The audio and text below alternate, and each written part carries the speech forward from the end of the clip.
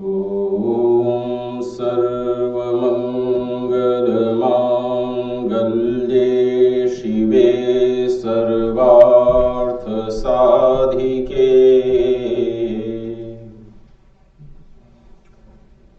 शरण्ये त्र्यम्बके गौरी नारायणी नमोस्तुते। सर्वस्वरूपे सर्वेशे सर्वशक्तिसमन्विते भयेभ्यस्त्राहि नो देवी दुर्गे देवी नमोस्तुते। जयन्ती मंगला काली भद्रकाली कपालिनी दुर्गा क्षमा शिवा धात्री स्वाहा स्वधा नमोस्तुते।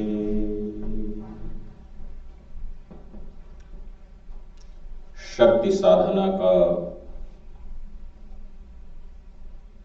देवी महात्म्य का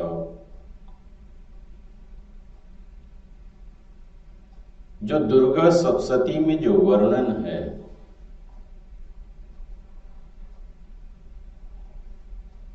उसकी महिमा, उसका महात्म्य शारीरिक दुखों से लेकर के आध्यात्मिक शांति तक के सूत्र इस सप्तशती में समाहित हैं। चाहे शरीर की समस्या का समाधान हो या मन की समस्या का समाधान हो या बुद्धि की समस्या का समाधान हो, देवी महात्म्य के माध्यम से धार्मिक समाज प्राप्त करता हुआ आया है।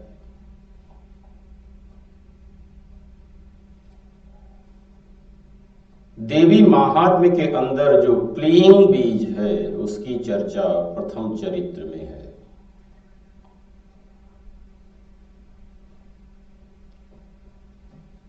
कल चर्चा हो रही थी कि शक्ति ही अपने आप को इच्छा, ज्ञान और क्रिया के रूप में प्रसारित करती है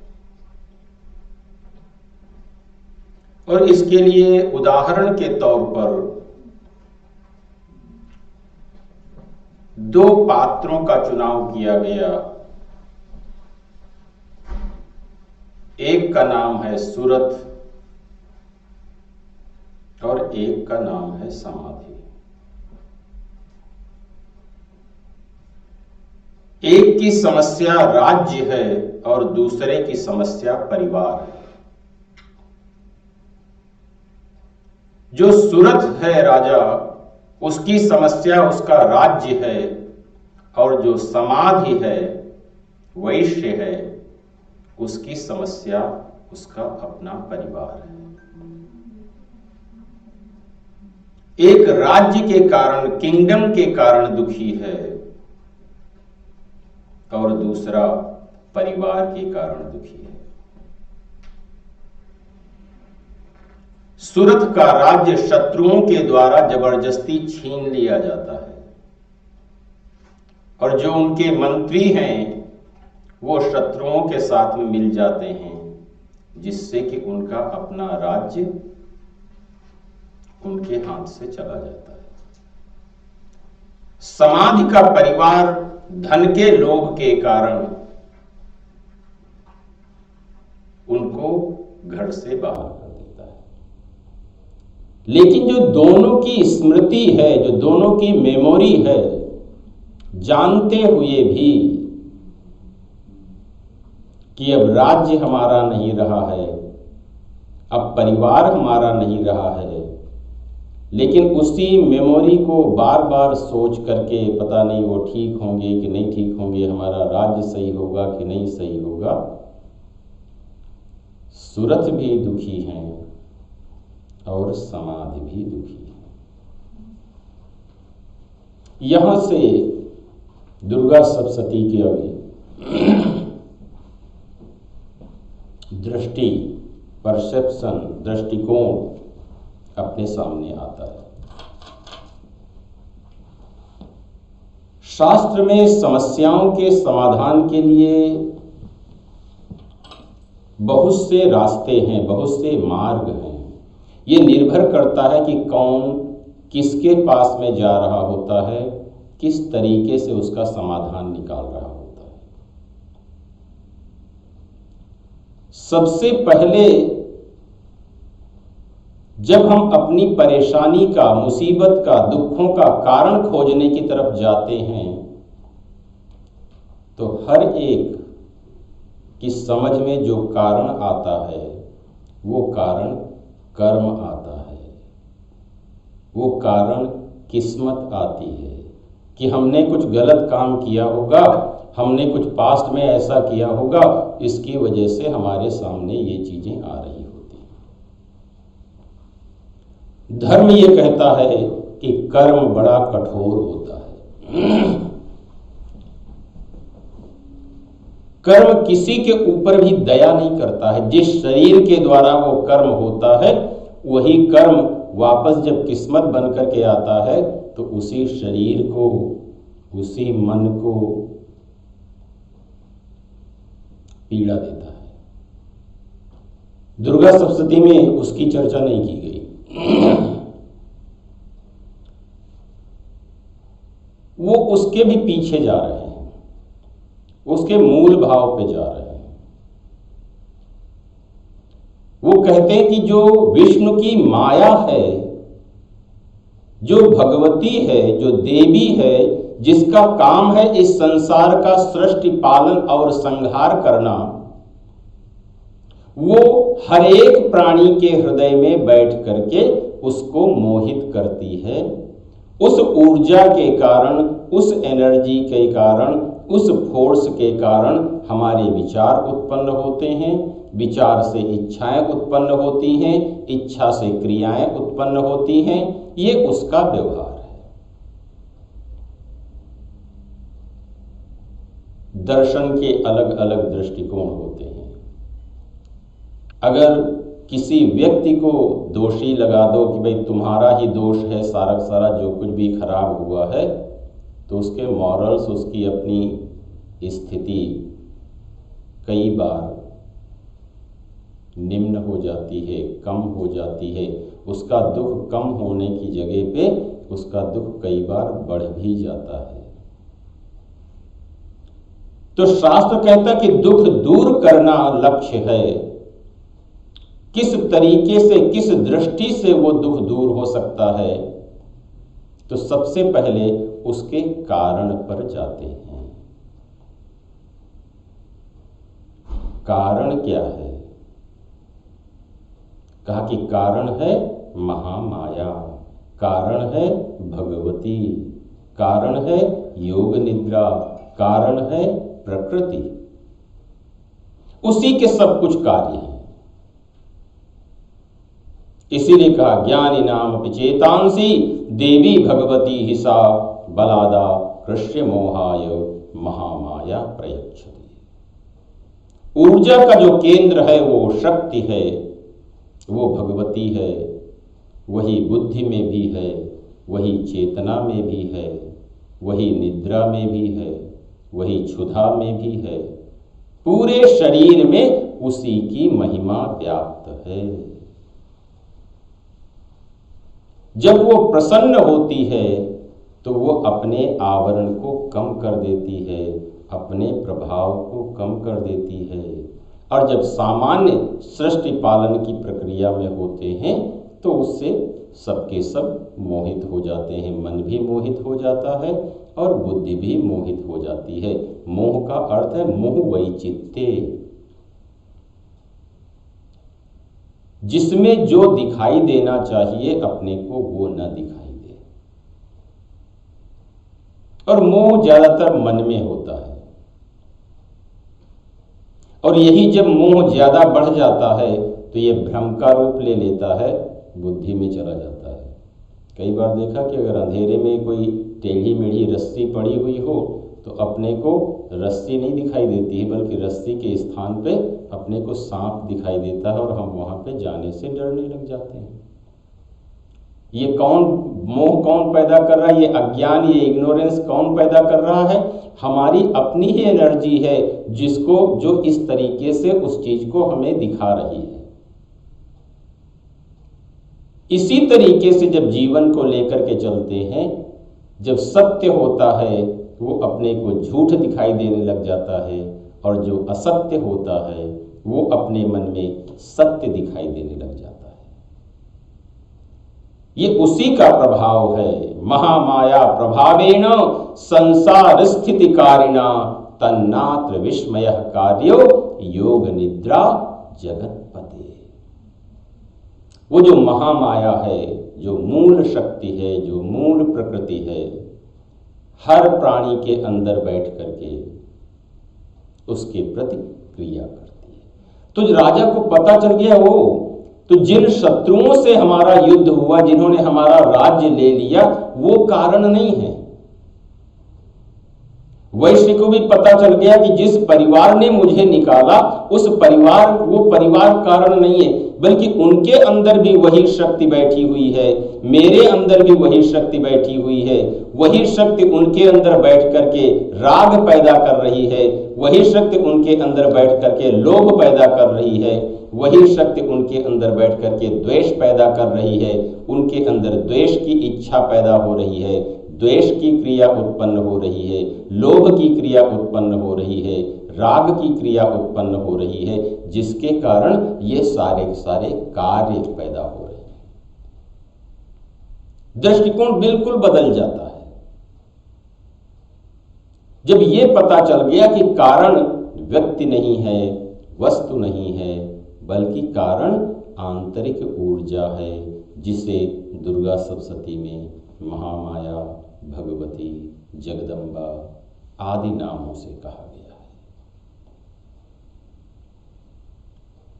तया विसृज्यते विश्वम जगदेतच्चराचरम सैषा प्रसन्ना वरदा नृणाम भवति मुक्तये। यदि वो प्रसन्न हो जाती है तो इस द्वंद्व से, इन इच्छाओं के जाल से वो अपने आप को निकाल लेती है। तो यही ऊर्जा, वही भगवती, वही देवी, जिसे कल इच्छा, ज्ञान और क्रिया के रूप में कहा जाता है, उसकी 7 भूमिकाएं होती हैं। शास्त्रों में ज्ञान की 7 भूमिकाएं, लेयर्स, स्टेप्स की बात की गई है।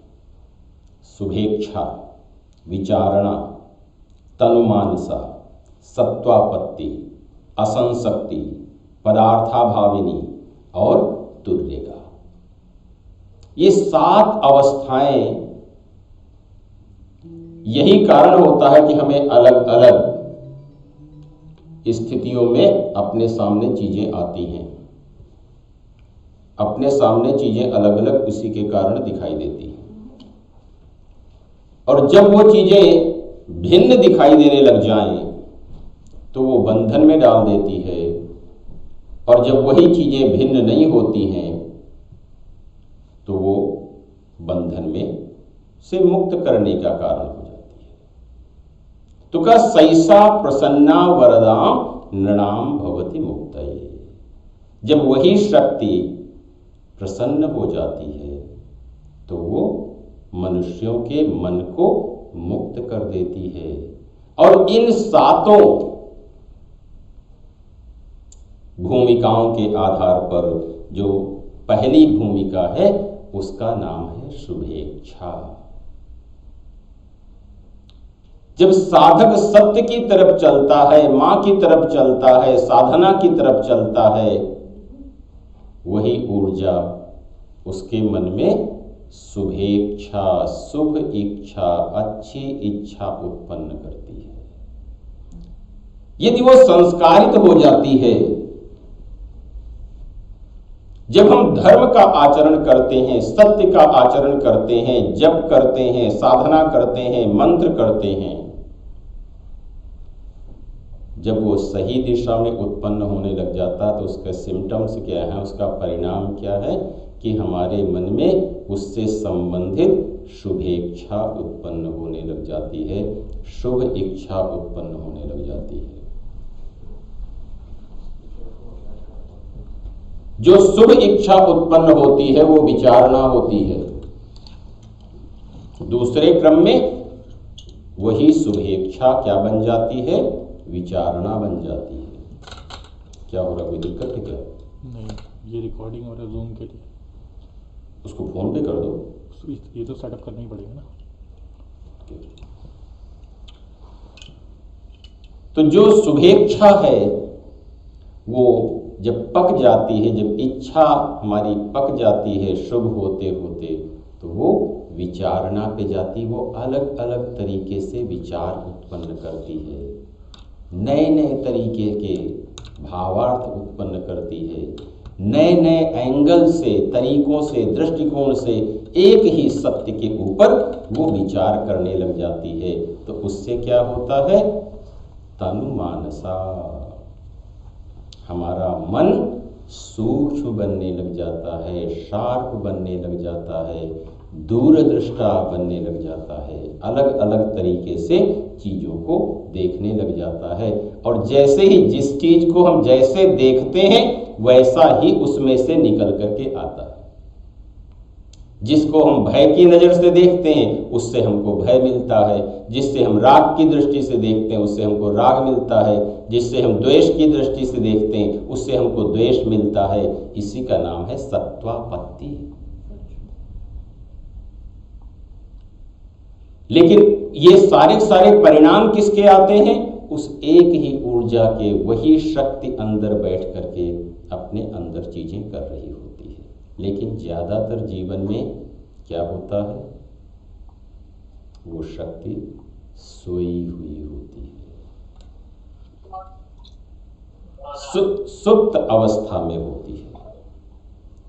तो जब सुरथ और समाधि को ये बात पता चल गई, मां है, भगवती है, देवी है, महामाया है, योग निद्रा है, जो कि भगवान विष्णु की शक्ति है, वही इस सारे संसार को चला रही है, उसी के कारण भ्रम भी है, उसी के कारण कंफ्यूजन भी है, उसी के कारण भटकाव भी है, सब चीजें उससे हो रही हैं। तो राजा ने प्रश्न किया कि भगवन का ही सा देवी महामायेति यां भवान ब्रवीति कथमुत्पन्ना सा कर्मस्याश्च किं द्विज यत्प्रभावाच सा देवी यत्स्वरूपा यदुद्भवा तत्सर्वं श्रोतुमिच्छामि त्वत्तो ब्रह्मविदाम्बर।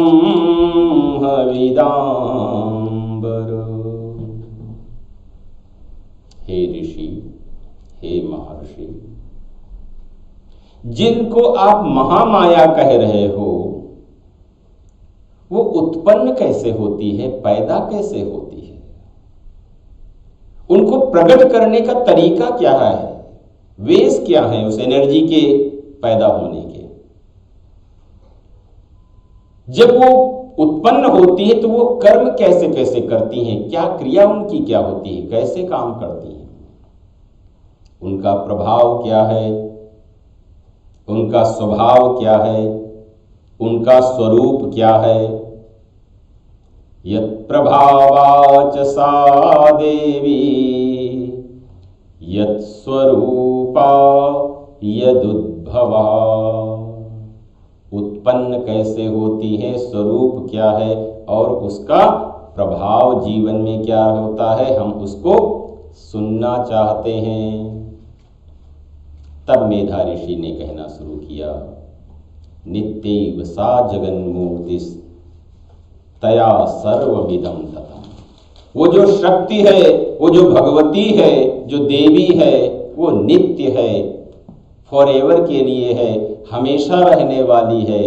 लेकिन तथापि तत्समुत्पत्तिर बहुधा श्रूयताम मम, नित्य होते हुए भी, इटर्नल होते हुए भी,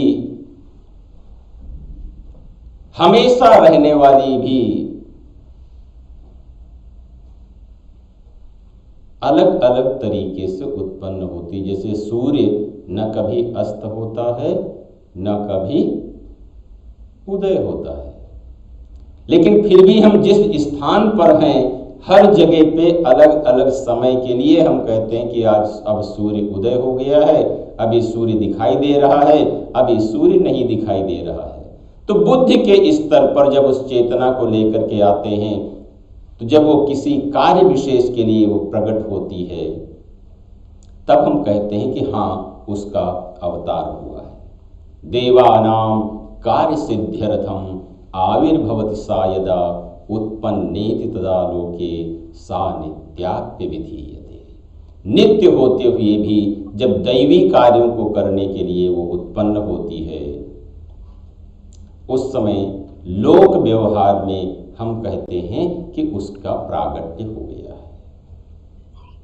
इतिहास कह रहे हैं, कथानक दोहरा रहे हैं, उठा रहे हैं कि जब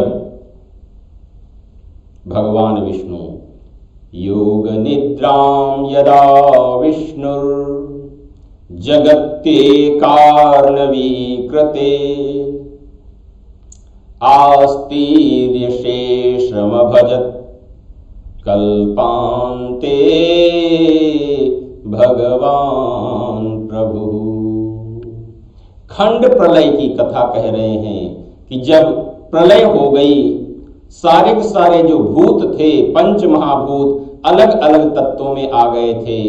आकाश की संरचना हो चुकी थी, वायु की रचना हो चुकी थी, अग्नि की संरचना हो चुकी थी और जल तत्व की रचना हो चुकी थी, लेकिन अभी तक पृथ्वी की रचना नहीं हुई थी। उस समय का आख्यान, उस समय का कथानक कह रहे हैं। भगवान विष्णु जगने की स्थिति में आ रहे थे अपनी शेष शैया से। उसी समय उनके नाभि कमल से ब्रह्मा की उत्पत्ति हो चुकी थी। जहां एक तरफ ब्रह्मा की उत्पत्ति हुई, उसी समय भगवान विष्णु के कान के मैल के द्वारा मधु और कैटभ नाम के दो असुरों की भी उत्पत्ति हुई।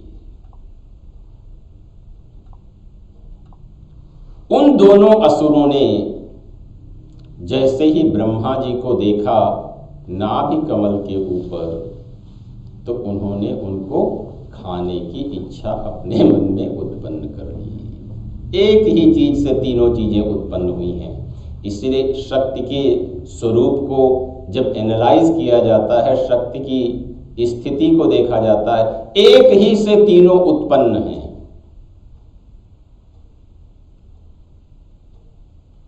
नाभि कमल से ब्रह्मा उत्पन्न हो रहे हैं और कान के मल से मधु और कैटभ उत्पन्न हो रहे हैं। और मधु और कैटभ ने क्या किया कि ये ब्रह्मा को अगर हम समाप्त कर दें तो हम दो लोग आराम से सब जगह पे चलेंगे, बाकी तो और कुछ दिखाई नहीं दे रहा है। तो उन्होंने जैसे ही ब्रह्मा जी को देखा कि सनाभि कमले कमले विष्णु स्थितो ब्रह्मा प्रजापति दृष्ट्वा तावसुरौ चोग्रौ प्रसुप्तं च जनार्दनम्। जब वही शक्ति, या यूं कहें कि उसी शक्ति के प्रभाव से जब अपने जीवन में चेतना सोई हुई होती है, उस समय हमारे कानों से मधु और कैटभ ये दो असुर प्रकट होते हैं और ये दोनों किसको पकड़ते हैं? ब्रह्मा जी को पकड़ते हैं। ब्रह्मा माने विचार, ब्रह्मा माने व्यापकता, ब्रह्मा माने क्रिएटिविटी। उसको ये दोनों पकड़ने लग जाते हैं और उसको अपने अधीन करना चाहते हैं, खा लेना चाहते हैं। अब इसी शक्ति की स्थिति को देखा जाए, क्योंकि प्रथम चरित्र योग के रहस्यों से भी भरा हुआ है। योग में ये कहते हैं कि जब तक हम अपनी ऊर्जा को, अपनी चेतना को जगा नहीं सकते हैं, तब तक हम अपने जीवन के विकारों से शांत नहीं हो सकते हैं, छुटकारा नहीं प्राप्त कर सकते हैं। जो हमारी शक्ति सोई हुई है उसी का नाम है कुंडलिनी।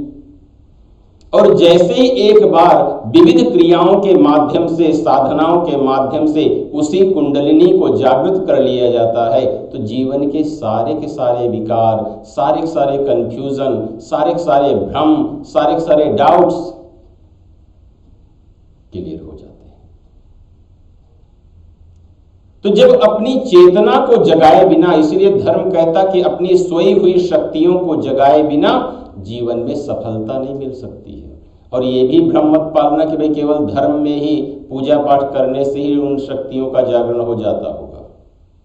बहुत सारे बिजनेसमैन हैं कि जिनकी कुंडलिनी अपने को जगी हुई मिलेगी।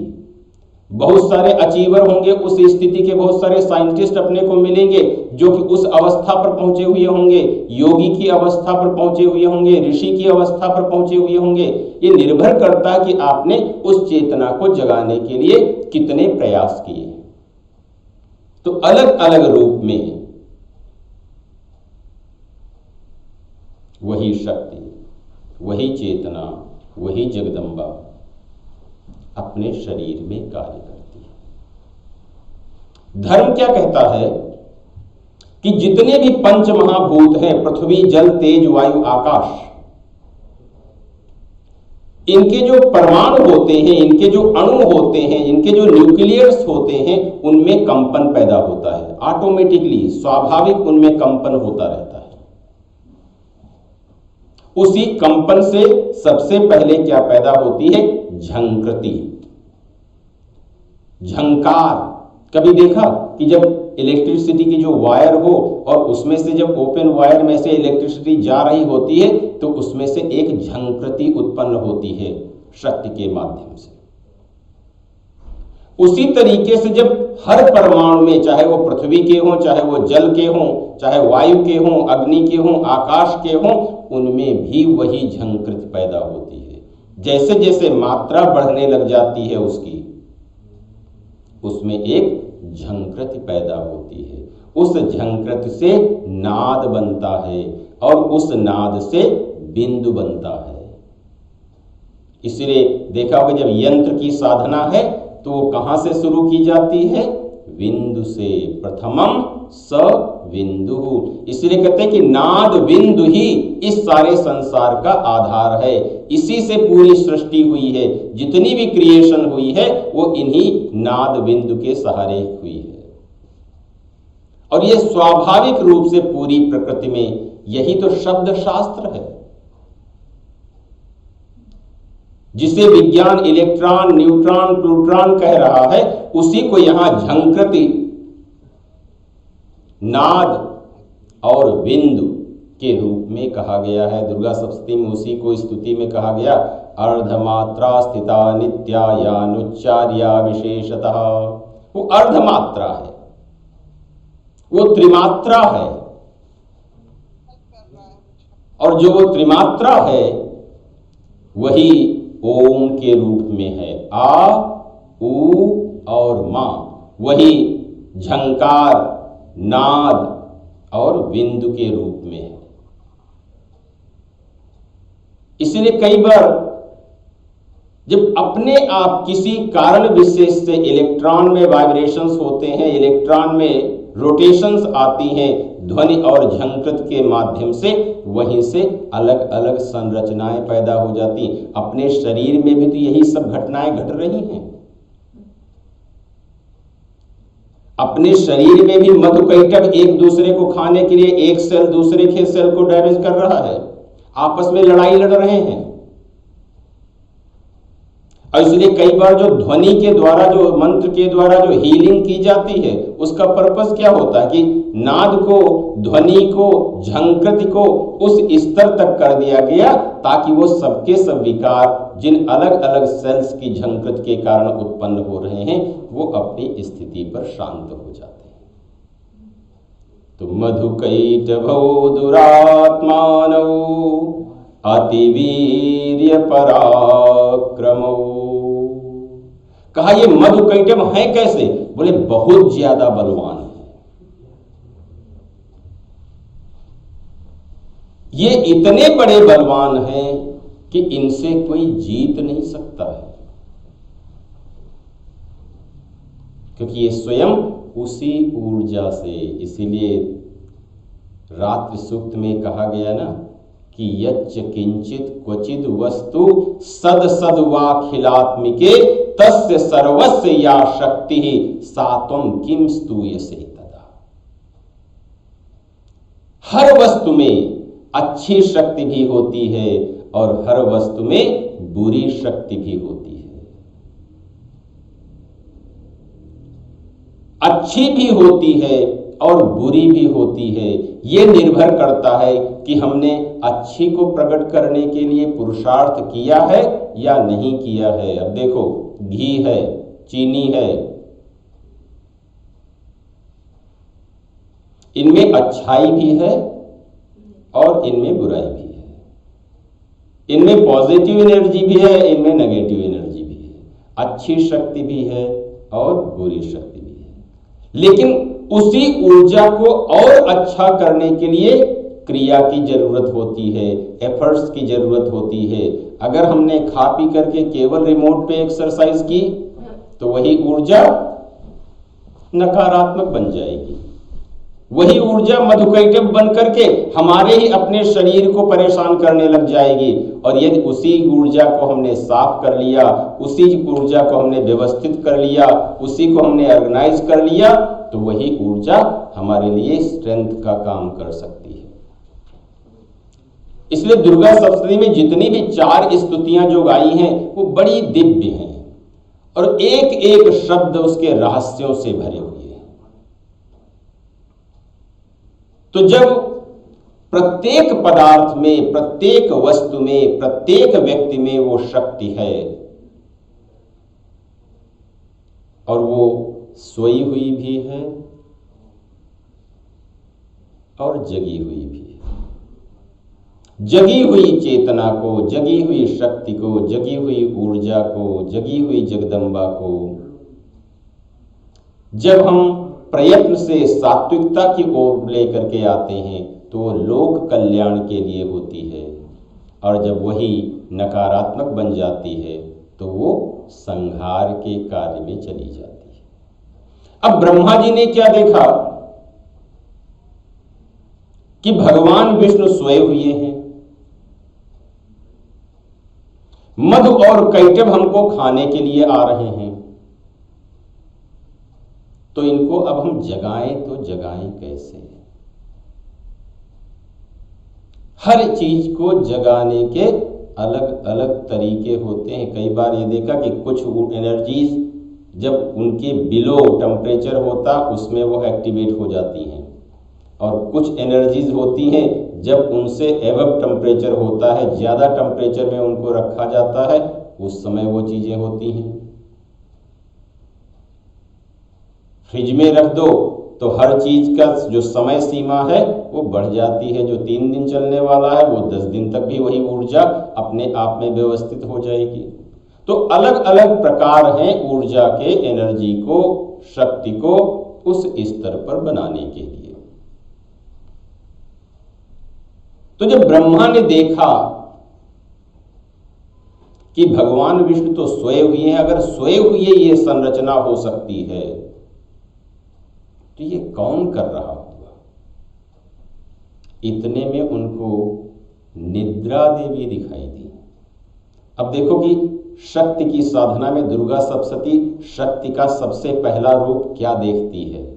कहती कि नींद जो है उस परमात्मा की पहली शक्ति है, पहली प्रकट शक्ति है, पहली विजुअल है, जिसे हम अपनी आंखों से, अपने नेत्रों से देख सकते हैं। तो तुष्टाव योग निद्राम तामेकाग्र हृदय स्थितां विबोधनार्थाय हरिर्नेत्र कृतालयां। कहा नींद रहती कहाँ है? कहा कि आंखों में। हरिर्नेत्र कृतालयां। तो जो निद्रा देवी है उसी भगवती की, उसी शक्ति की, उसी ऊर्जा का जो पहला जहां से दर्शन हो सकता है, उस शक्ति का देखा जा सकता है, वो किस रूप में आती है? निद्रा के रूप में। पहली सृष्टि अपने सामने जो आ रही है वो निद्रा के रूप में। कभी ये देखो, जब हम गर्भ में होते हैं तो क्या करते हैं? सोते रहते हैं। सबसे पहली स्थिति अपने सामने किसकी आती है? निद्रा की आती है। अब कई बार यह होता है कि सोते सोते पूरा जीवन हमारा व्यतीत हो जाता है और हम उस ऊर्जा को, उस शक्ति को जगा नहीं पाते हैं। और यदि शक्ति को जगा नहीं पाए तो सोते समय कौन उत्पन्न होगा? मधु और कैटभ उत्पन्न होंगे। मन्यते अहमेव वीरः इति मधुः कैटभः कर्णमलम्। प्रशंसा और निंदा, ये मधु और कैटभ है। यदि हम अपने विचारों के द्वारा सोई हुई शक्तियों को जगा नहीं पाए तो हमारा जीवन किसके सहारे पे चलेगा? प्रशंसा और निंदा के द्वारा चलेगा। जिसने हमको अच्छा कहा हम कहेंगे ये सही है, और जिसने हमको बुरा कहा हम कहेंगे ये सही नहीं है। तो जब जीवन प्रशंसा और निंदा के द्वारा होगा तो वो भेद पैदा करेगा, अभेद पैदा नहीं करेगा। वो डिवाइड करेगा कि ये सही है, ये सही नहीं है। इसलिए दो चीजें आएंगी। अभी देखो पहले चरित्र में अपने को मधु और कैटभ की बात आ रही है। तीसरे अध्याय में जब हम जाएंगे ना, जब महिषासुर का वध होता है तो देवी किस चीज का पान करती है? मधु का पान करती है। गर्ज गर्ज क्षणम मूढ़ मधु यावत पिवाम्य हम। प्रसंग के अनुसार शब्द के अर्थ बदल जाते हैं। वहां पे मधु का अर्थ क्या होता है? उत्साह, करेज। यदि शक्ति को जगाना हो, शक्ति को बढ़ाना हो तो उसे उत्साह की जरूरत पड़ती है। यदि उत्साह न दिया जाए तो जगी हुई शक्ति भी क्या होती है? धीरे धीरे सो जाती है, प्रसुप्त हो जाती है। और उत्साह के लिए अपने को प्रशंसा की आवश्यकता होती है। लेकिन यदि उसी प्रशंसा को हमने अपना मान लिया, सही तरीके से न किया, उसमें स्वार्थ लपेट करके लेकर के आए तो वही प्रशंसा मधु बन जाती है, असुर बन जाती है, सताने वाली बन जाती है, परेशान करने वाली बन जाती है, ईर्ष्या पैदा करने वाली बन जाती है और जीवन विकारों से ग्रस्त हो जाता है। तो प्रशंसा और निंदा का जीवन है।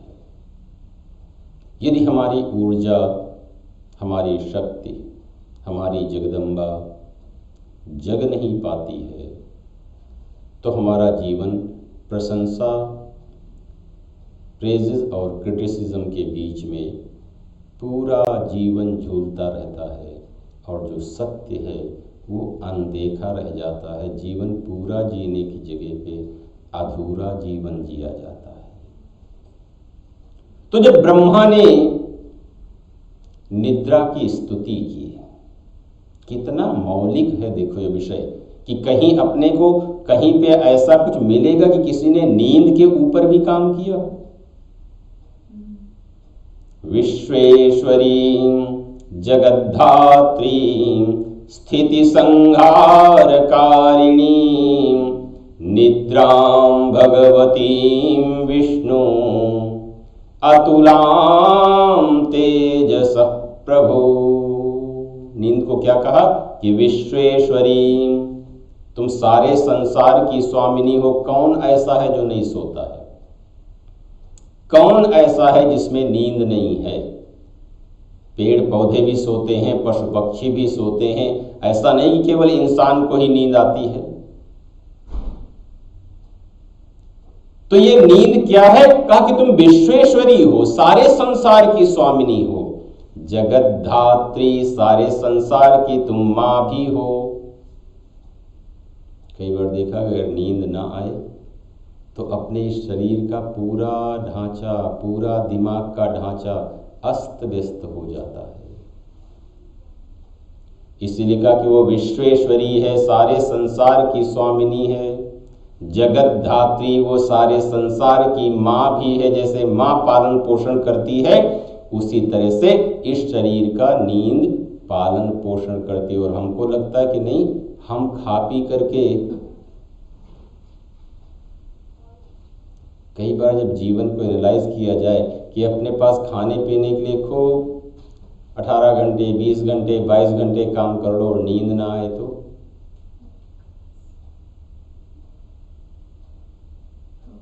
और कहीं पे मान के चलो कि चलो खरीद लाते हैं, मिलेगी कहीं?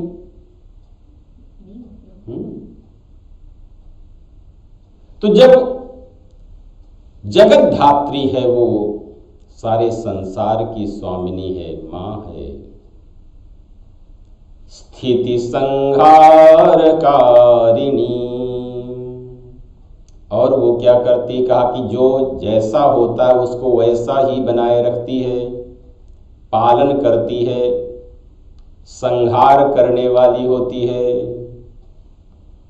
निद्रां भगवतीं विष्णु अतुलां तेजस प्रभु, और ये बड़ी ही बलवान है। नींद बहुत ज्यादा बलवान है। चाहे जितना प्रयास कर लो कि हमको नींद ना आए, नींद ना आए, जिस समय आने का समय होता है उस समय सब चीजें बिल्कुल भिन्न भिन्न हो जाती हैं। और क्या कहा? कहा कि त्वं स्वाहा, त्वं स्वधा, त्वं ही। ये शब्द इतने गंभीर हैं, इतने विस्तार में जाने वाले हैं कि त्वं स्वाहा, त्वं स्वधा, त्वं ही वषट्कार स्वरात्मिका सुधा, त्वं अक्षरे नित्ये त्रिधा मात्रात्मिका स्थिता। और क्या होगा कि अर्धमात्रा, तुम ही अर्धमात्रा हो।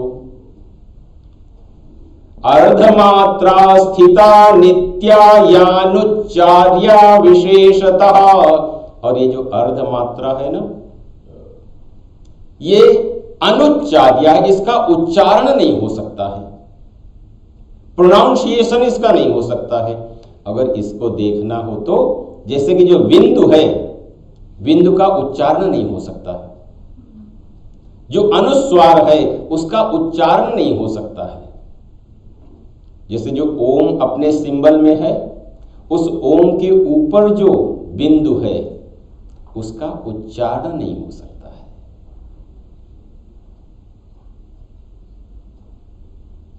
तो अर्धमात्रा, और यही अर्धमात्रा जितने भी कॉन्सोनेंट हैं, जितने भी लेटर्स हैं, जितने भी वर्ण हैं, जितने भी अक्षर हैं, वो हर एक में प्रविष्ट है। बिना इसके कोई भी लेटर नहीं हो सकता। इसीलिए बाउल्स जो है वो हर लेटर में है संस्कृत के। बिना उसके किसी भी अक्षर का उच्चारण नहीं हो सकता है। अर्धमात्रा स्थिता नित्या यानुच्चार्या विशेषतः त्वमेव संध्या सावित्री त्वं देवी जननी परा त्वयि तद्धार्यते विश्वम। इस विश्व का धारण कौन करता है? कहा कि नींद करती है, निद्रा देवी करती है। अपने इस शरीर का धारण भी कौन करता है? वही निद्रा करती है। त्वयि तद्धार्यते विश्वम त्वयि तत्सृज्यते जगत् त्वयि तत्पाल्यते देवी त्वमत्स्यन्ते च सर्वदा। तुम ही क्रिएट करती हो, तुम ही पालन करती हो, तुम ही संहार करती हो, अंत में खा कौन जाता है? यही निद्रा में ही। इसलिए कहते हैं कि जब मृत्यु हो जाती है, कहते भाई वो चिर निद्रा में सो गया। तो यही योग निद्रा की स्थितियां हैं जीवन में। त्वयि तद्धार्यते विश्वम त्वयि तत्सृज्यते जगत् त्वयि तत्पाल्यते देवी त्वमस्यन्ते च सर्वदा। और कहा विशिष्टो सृष्टि रूपा तुम। जब कोई भी सृष्टि नहीं उत्पन्न होती है उस समय भी तुम सृष्टि करने वाली हो। नींद में हम क्रिया करते हैं कि नहीं करते हैं? ऊपर से अपने को दिखाई दे रहा है कि हम सोए हुए हैं, और सोते हुए भी तो सपने में हम दौड़ रहे होते हैं, कहीं डर रहे होते हैं, कहीं लड़ाई झगड़ा कर रहे होते हैं। तो विशिष्टो सृष्टि रूपा तुम। जहां कोई सृष्टि नहीं है, मन भी जहां पे एक तरह से नहीं जग रहा है, वहां भी विशिष्टो सृष्टि रूपा तुम सृष्टि करने वाली हो। स्थिति रूपा च पालने तथा संहृति रूपान्ते जगतोस्य जगन्मये महाविद्या। जितनी भी एजुकेशन है, जितनी भी मेमोरी है, जितनी भी शार्पनेस है, वो किससे आ रही है? कहा कि अच्छी नींद के कारण आ रही है। महाविद्या महामाया महामेधा महास्मृति महामोहा च भवती महादेवी महासुरी। जो इग्नोरेंस है वो भी किससे आ रही है? इसी नींद से आ रही है। क्योंकि यच्च किंचित क्वचिद वस्तु सद सद्वाखिलात्मिके, जिसमें अच्छाई है, उसमें से जिसमें से नॉलेज आ रहा है, ज्ञान आ रहा, विद्या आ रही, उसी से अविद्या भी आ रही है। प्रकृतिस्त्वं च सर्वस्य गुणत्रय विभाविनी। तुम सभी की प्रकृति हो। तीनों गुणों को, जो सतोगुण रजोगुण तमोगुण है, उनको बढ़ाने वाली हो। प्रकृतिस्त्वं च सर्वस्य गुणत्रय विभाविनी कालरात्रिर् महारात्रिर् मोहरात्रिश्च दारुणा। तुम ही कालरात्रि हो। समय को भी सुलाने वाली जो है उसका नाम है कालरात्रि। चेतना को भी सुलाने का जो काम कर दे वो महारात्रि। बुद्धि को भी, जो मन को भी सुलाने का काम कर दे वो मोहरात्रि। तो तुम श्री त्वमीश्वरी त्वम ह्री। तुम ही श्री हो, तुम ही ह्री हो। कितने सुंदर शब्द हैं और कितने अंदर तक जाने वाले हैं। लज्जा तुम ही हो, पुष्टि हो, तुष्टि हो। लज्जा पुष्टि तथा तुष्टि त्वम शांति शांतिरेव च। कई बार देखो, अगर नींद ना आए तो मन में शांति होती है कि अशांति होती है?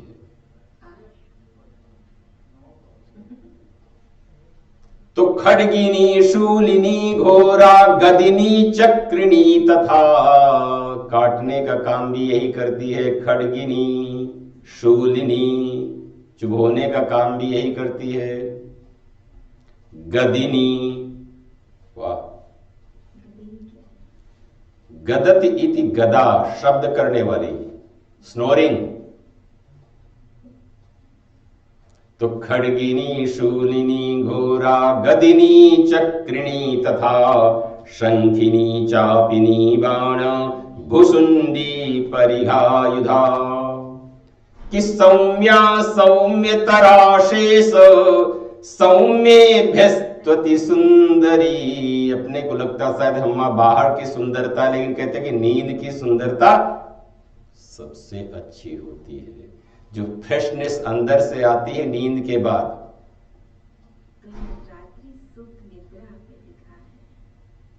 तो उसके लिए कोई भी मेकअप उसके सामने काम नहीं करता, जो फ्रेशनेस एक नींद के द्वारा प्राप्त होती है। सौम्या माने सुंदर हो, सौम्यतरा सुंदर से भी सुंदर हो, सौम्येभ्यस्त्वति सुंदरी। जितनी भी सुंदर चीजें हैं उन सभी से तुम सुंदर हो। परा पराणाम परमा त्वमेव परमेश्वरी। यच्च किंचित क्वचिद वस्तु सद सद्वाखिलात्मिके तस्य सर्वस्य या शक्ति सा तुम किम स्तूयसे तदा। जो इस तरीके की ऊर्जा वाली हो, तुम्हारी क्या स्तुति हो सकती है।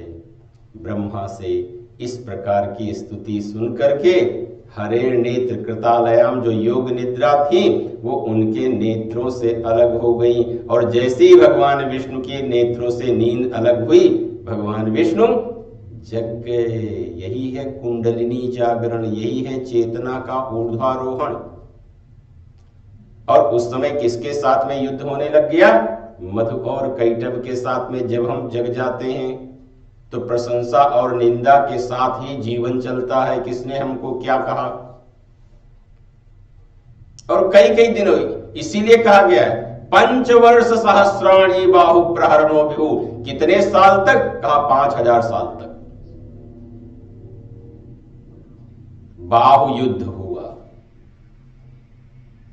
कोई गदा से कोई वेपन्स नहीं रखे गए हाथ से। और हम प्रशंसा और निंदा में क्या होता है? केवल जीभ चल रही होती है, कान चल रहे होते हैं, उसके बाद में वो युद्ध चलता रहता है। और उसके बाद भी उनकी शक्ति कम नहीं हुई। मधु और कैटभ उसके बाद भी कोई हारे नहीं। उस समय उसी महामाया ने उनके मन में मोह पैदा कर दिया।